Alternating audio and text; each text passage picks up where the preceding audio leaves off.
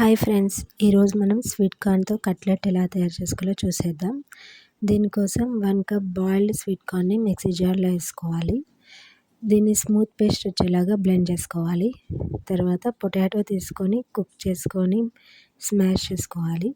And 3 table spoon poha powder, పసుపు, జీరా, salt and chilli powder mix చేసుకొని డఫ్ లాగా ప్రిపేర్ చేసుకోవాలి.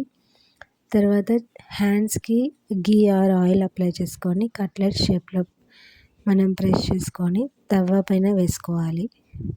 సో ఇలా మొత్తం తవ్వ పైన వేసుకొని గోల్డెన్ కలర్ వచ్చే వరకు మనం ఫ్రై చేసుకోవాలి బోత్ సైడ్స్.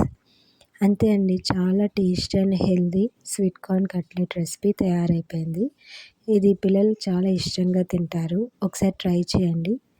అండ్ వీటికి సైడ్ డిష్గా మనం కెచప్ యూస్ చేయొచ్చు. Thank you for watching.